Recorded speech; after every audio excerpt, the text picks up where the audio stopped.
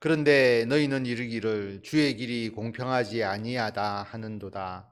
이스라엘 족속아 들을지어다. 내 길이 어찌 공평하지 아니하냐. 너희 길이 공평하지 아니한 것이 아니냐. 앞에서 하나님께서 악인이 자기가 행한 죄에서 돌이켜서 떠나서 하나님의 말씀을 지키면 살 것이다. 그러나 의인이 자기의 공의에서 떠나서 범죄하고 악인이 해가는 것 같이 똑같이 가증한 일을 행한다면 그들이 행했던 그 공의는 하나도 기억되지 않을 것이다. 자기의 허물과 죄로 죽을 것이다 라고 말씀을 하셨습니다. 그런데 하나님의 길이 공평하지 않다라고 이스라엘 백성들은 말하는 것이죠. 그게 어떻게 공평하지 않느냐라고 하나님께서 반문하십니다. 너희들의 길이 공평하지 않은 것이지 자신들이 죄를 행하고 하나님께 범죄하는 것, 이게 잘못이지 하나님은 모든 일을 공평하게 처리하신다라고 하는 것이죠. 유다가 멸망당하고 바벨론 포로로 끌려가니까 이스라엘 백성들이 하나님이 어떻게 우리에게 그렇게 할 수 있느냐, 하나님 공평하지 않은 것 아니냐, 하나님에 대한 불만을 토로를 한 것이죠. 그런데 하나님은 공의로운 자는 살리고 악인은 벌하신다라고 하는 하나님의 원칙을 말씀하시면서 과거에 하나님 잘 섬긴 것 소용없고 또 악을 행했다 할지라도 회개하여서 하나님께로 돌아오는 자를 하나님은 돌보시고 살려주신다라는 것을 분명하게 말씀하시면서 내 길이 어떻게 공평하지 않느냐, 너희들이 공평하지 않는 것이다 라고 말씀을 하십니다. 만일 의인이 그 공의를 떠나 죄악을 행하고 그로 말미암아 죽으면 그 행한 죄악으로 말미암아 죽는 것이요, 만일 악인이 그 행한 악을 떠나 정의와 공의를 행하면 그 영혼을 보전하리라. 당연한 것 아니겠습니까? 의인이 죄악을 행하고 그 때문에 죽는다면 죄악 때문에 죽는 것과 같은 것이죠. 반대로 악인이 자신의 악을 떠나서 정의와 공의를 행하게 되면 그 영혼은 보존된다라고 하는 것을 우리가 너무나 잘 알 수가 있습니다. 어제도 말씀드렸지만 과거의 신앙이 중요한 것이 아니다. 신앙은 현재 진행형이다. 과거의 죄 때문에 우리가 고통을 겪는다면 예수 믿기 전에 우리가 행했던 모든 죄가 그대로 남아있게 돼버리는 것이잖아요. 그렇지 않다라고 하는 겁니다. 과거에 악을 행했더라도 그 악을 떠나고 하나님께 회개하고 하나님께로 돌아오게 되면 하나님께서 그 영혼을 보존해 주신다는 것을 분명하게 선언하고 계십니다. 그렇기 때문에 어떻게 해야 되느냐? 28절 말씀이죠. 그가 스스로 헤아리고 그 행한 모든 죄악에서 돌이켜 떠났으니 반드시 살고 죽지 아니하리라. 자신을 헤아리는 겁니다. 여기서부터 회개가 출발하는 것이죠. 회개가 자신의 옛 모습을 깨닫고 여기에서 벗어나겠다라고 하는 마음이 들어야 그 잘못된 길에서 돌아서서 하나님을 향하여 나갈 수 있잖아요. 그렇기 때문에 스스로 헤아려라 라고 말합니다. 행한 모든 죄악에서 돌이켜 떠나라. 회개하고 하나님께로 돌아오는 거죠. 예수님을 믿는 것이죠. 지금으로 말하면. 그러면 반드시 살고 죽지 아니할 것이다. 하나님께서 회개를 촉구하시는 말씀입니다. 지금도 마찬가지죠. 스스로 헤아려서 자신의 모든 죄악에서 돌이켜 떠나도록, 내가 하나님 앞에 불순종한 죄인이라는 것을 고백하고 하나님께로, 예수님께로 돌아오는 것, 그것이 우리가 살고 죽지 않는 길이다라고 알 수 있습니다. 29절에 보면 그런데 이스라엘 족속은 이르기를 주의 길이 공평하지 아니하다 하는도다. 이스라엘 족속아 나의 길이 어찌 공평하지 아니하냐. 너희 길이 공평하지 아니한 것 아니냐. 반복해서 말씀하고 있죠.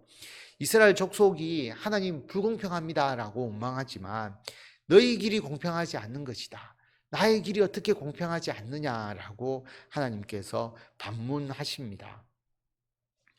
주 여호와의 말씀이니라. 이스라엘 족속아, 내가 너희 각 사람이 행한 대로 심판할지라.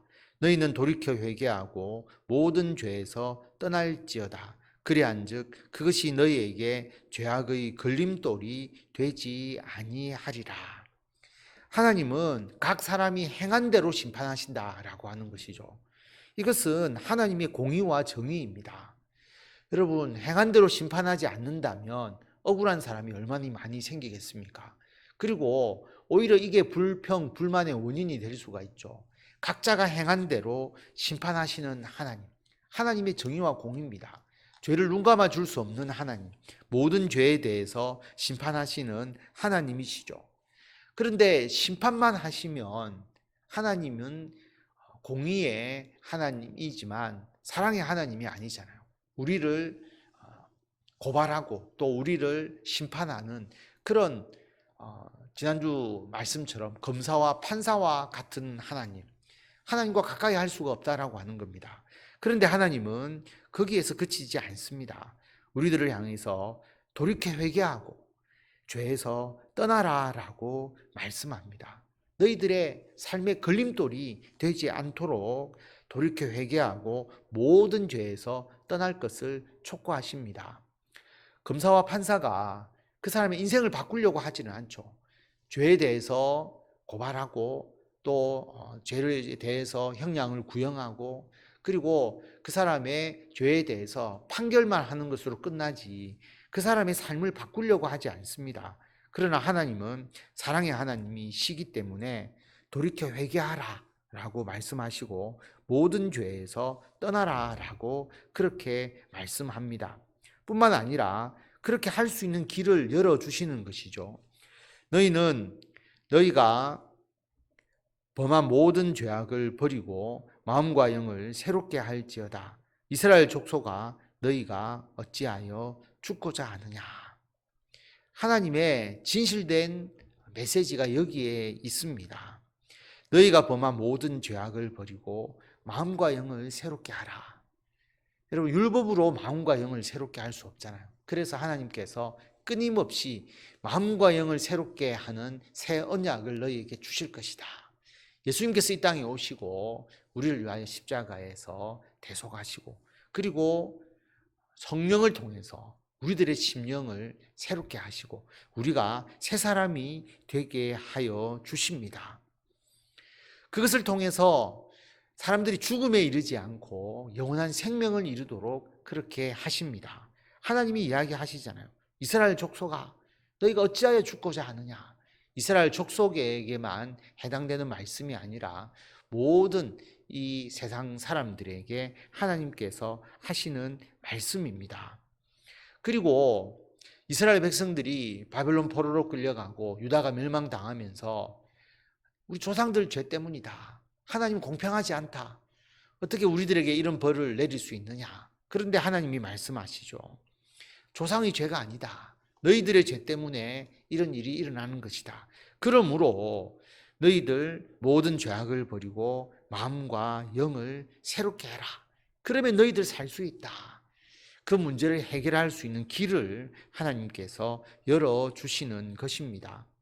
뿐만 아닙니다. 주 여호와의 말씀이니라. 죽을 자가 죽는 것도 내가 기뻐하지 아니하노니 너희는 스스로 돌이키고 살지니라. 하나님의 마음이죠. 죽을 자가 죽는 것도 기뻐하지 않는다. 하나님이 심판만 하시는 하나님이 아니다라고 하는 것이죠. 악을 행하는 자가 심판받는 것을 하나님이 기뻐하시느냐? 그걸 기뻐하지 않습니다. 스스로 돌이키고 살아라. 하나님께서 모든 사람을 구원하시기를 원하신다라고 하는 것이죠. 디모데전서 2장 4절을 보면 하나님은 모든 사람이 구원을 받으며 진리를 아는 데 이르기를 원하신다라고 말씀을 하십니다. 모든 사람이 구원을 받는 것을 원하시는 하나님. 그러므로 예수 그리스도를 이 땅에 보내주셨잖아요. 예수님을 믿으면 모든 죄가 용서받고 하나님의 은총을 받아 누릴 수 있도록 구원의 은혜, 영생의 은혜를 받아 누릴 수 있도록 해 주셨잖아요. 그러므로 우리는 죄에서 돌이키고 하나님의 뜻대로 살아야 한다라고 하는 것을 말씀하고 있습니다. 오늘 말씀을 통해서 이스라엘 백성들은 하나님 불공평하다고 말하지만 하나님은 나의 길은 공평하다는 것을 선언하십니다. 행위에 따라서 죄인은 그 죄에 대해서 심판하고 의인은 하나님께서 그 영혼을 보존하시고 살리신다라고 말씀을 하십니다. 뿐만 아니죠. 하나님은 예수 그리스도를 이 땅에 보내주셔서 모든 사람이 예수 그리스도를 믿고 구원받을 수 있는 길을 열어주셨습니다. 예수님을 믿고 성령을 받아서 자신의 삶을 헤아릴 수 있도록 해주시고 자신의 죄를 깨닫고 마음과 그의 영이 새로워져서 하나님의 사람이 될 수 있도록 그 길을 열어주셨다라고 하는 것입니다. 죽을 자가 죽는 것도 하나님은 기뻐하지 않는다. 모든 사람이 구원받기를 원하시기 때문에 너희는 스스로 돌이키고 살아라라고 하나님께서 말씀을 하십니다. 이 말씀대로 우리는 예수 그리스도를 영접했고 주님의 은총과 영원한 생명을 우리가 받아 누리면서 살아가고 있습니다. 그러나 아직까지 자신을 헤아리지 못하고 여전히 죄 가운데 있는 많은 사람들이 있습니다. 우리가 성탄절을 맞이하여서 더욱더 그들을 위하여 기도하고 이 어두운 세상에 빛으로 오신 예수 그리스도, 그 예수님의 빛을 우리가 받아서 다시 이 세상에 비추면서 어둠을 밝히는 주님의 사명을 잘 감당하시는 성도 여러분들이 다 되시기를 바랍니다.